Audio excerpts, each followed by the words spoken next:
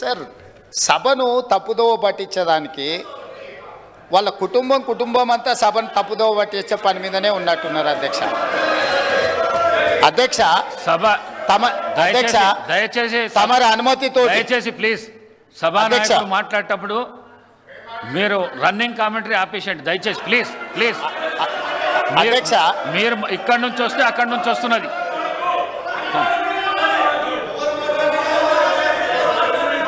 అధ్యక్ష నేను వారు మేనేజ్మెంట్ కోర్ట్ అనే అనుకున్నా కానీ యాబ్సెంట్ ల్యాండ్ లార్డ్ కానీ కూడా ఇప్పుడు అర్థమవుతుంది అధ్యక్ష.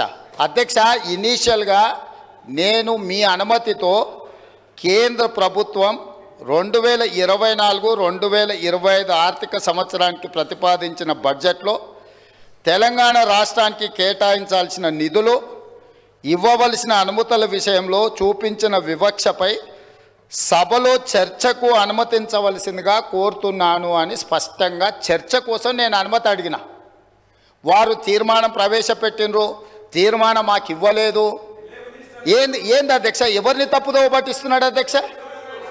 ఇప్పుడు సమయానికి రాడు, ఆలస్యంగా వస్తాడు, వచ్చిన తర్వాత అవగాహన రాహిత్యంతో మొత్తం చర్చను ఇంత సీరియస్ ఇష్యూ రాష్ట్రానికి జరుగుతున్న అన్యాయం మీద గంభీరంగా సభలో చర్చ జరుగుతుంటే అవగాహన రాహిత్యంతో అనవసరమైన వివాదాలను కెలికి తీసి ఈరోజు మాట్లాడే ప్రయత్నం చేస్తుండే ఆ సభ్యుడు. మళ్ళొక్కసారి స్పష్టంగా ఒకవేళ వారికి ఒకవేళ కాగితం లేకపోతే కాగితం పంపిస్తా. నేను మొదట చర్చ చేయండి అని చెప్తున్నాం. మీ అభిప్రాయాలు తీసుకోవడానికే చర్చ పెట్టినాం.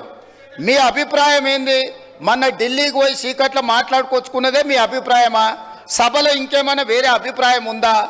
మీరు ఏం చెప్తారో చెప్పడానికి మీకు అనుమతి ఇచ్చినాం.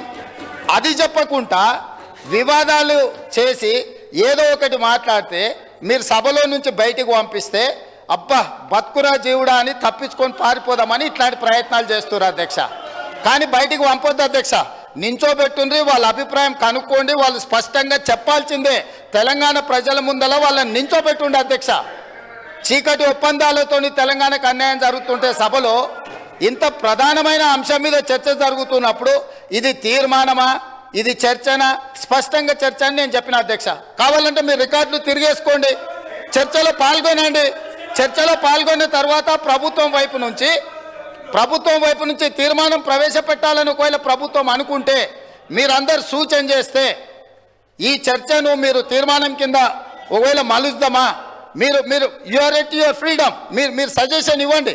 గవర్నమెంట్ ఓపెన్ మైండ్తో ఉంది. మీరు ఏమైనా సజెషన్ ఇస్తే తీసుకోవడానికి. అంతే తప్ప ఆయన మంత్రి చేయలే, ఈయన మా నాయన నాకేమో ఇట్లా ఉచితంగా కుర్చీలు ఇచ్చి చదువు రాకపోయినా తీసుకొచ్చి మంత్రులను చేయలే. మా నాయన చదువు రాకపోయినా సంధ్య లేకపోయినా మాకు మంత్రులను చేసి ఇంట్లో కూసబెట్టలే.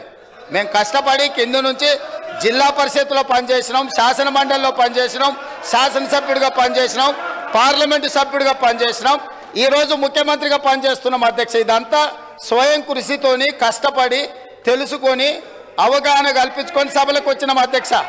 అయ్య పేరు తాత పేరు చెప్పుకొని ఇందులోకి రాలేదు. కాబట్టి దయచేసి వివాదాల వైపు చర్చ వద్దు. మీరు ఈ చర్చలో పాల్గొనండి.